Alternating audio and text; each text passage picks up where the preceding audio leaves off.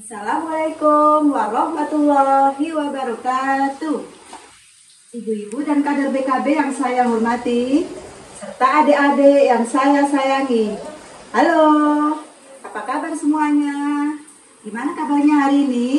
Masih semangat? Alhamdulillah baik ya.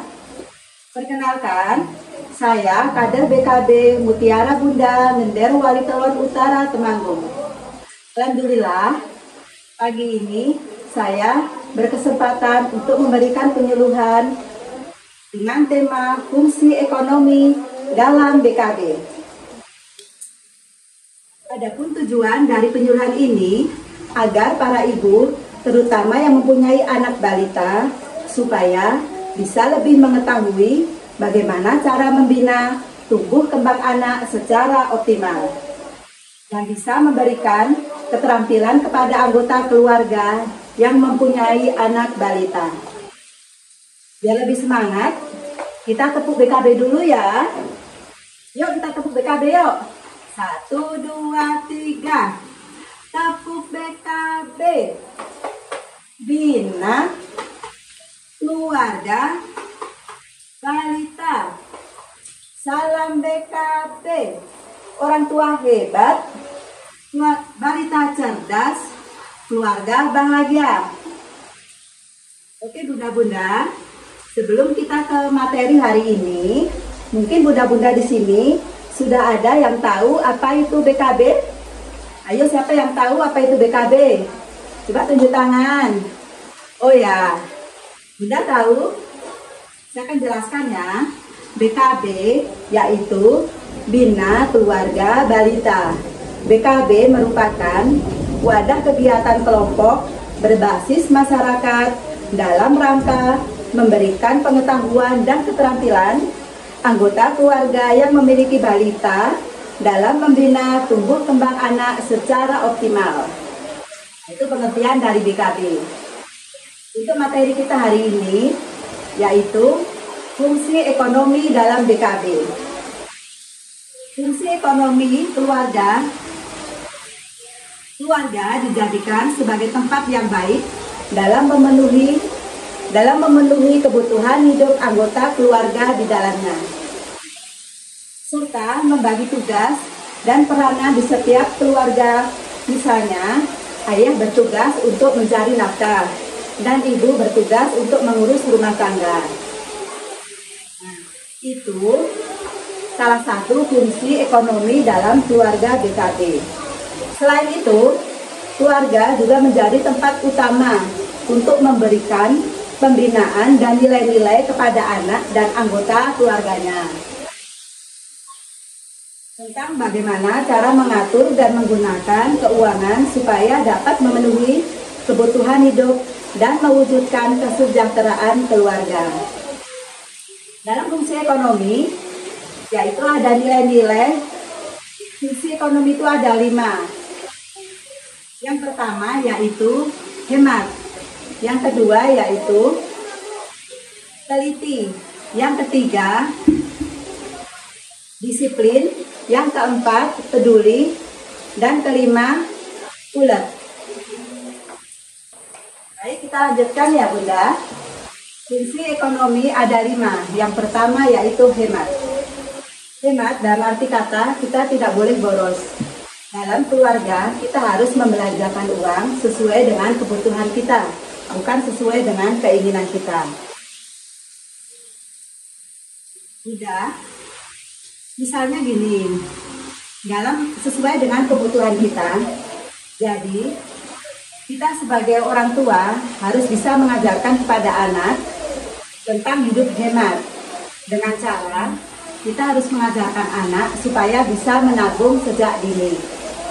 Walaupun dalam sehari hanya bisa menabung 500, nah kita masukkan di celengan 500. Untuk benda-benda cantik, contohnya dalam penggunaan uang kita harus sesuai dengan kebutuhan kita, yaitu misalnya ada model baju baru, beli.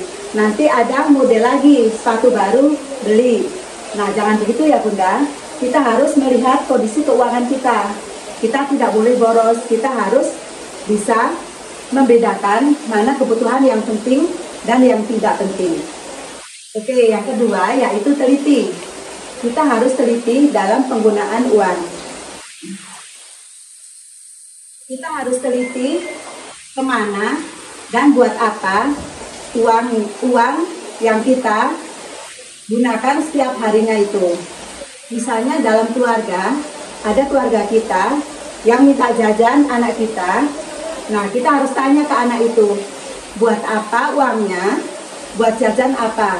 Kita harus teliti supaya anak-anak kita tidak salah beli. So, yang ketiga, yaitu disiplin. Disiplin dalam hal penggunaan uang di keluarga kita. Kita harus disiplin. Misalnya, di dalam keluarga kita punya anggaran uang untuk membayar uang sekolah. Jadi kita harus bayarkan ke sekolah. Jangan kita untuk belikan baju baru lagi atau sepatu baru lagi. Ya, kita harus disiplin.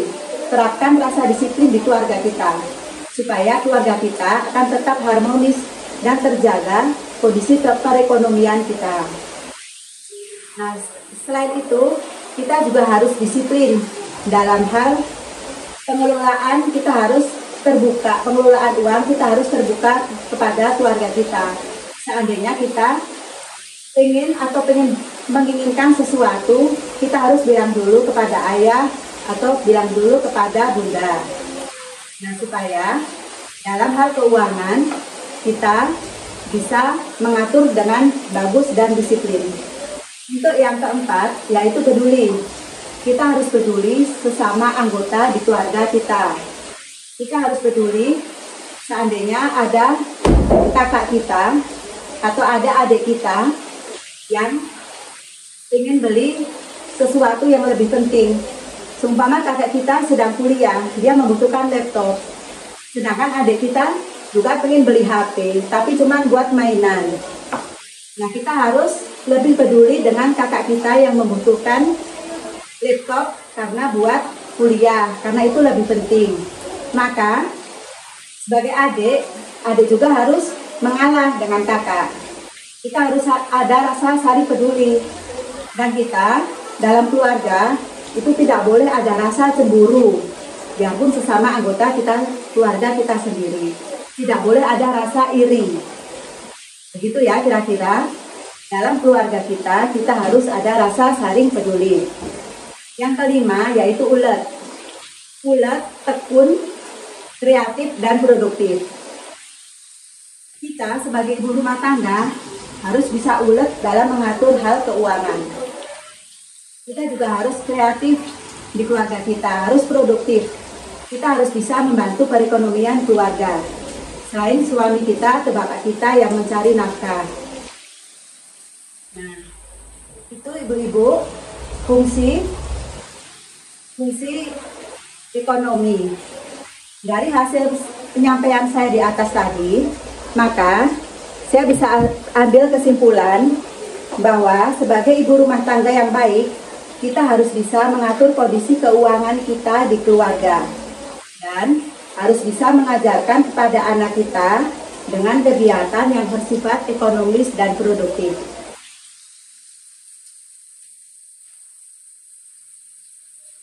Demikian penyuluhan hari ini dari saya, PKB Mutiara Bunda.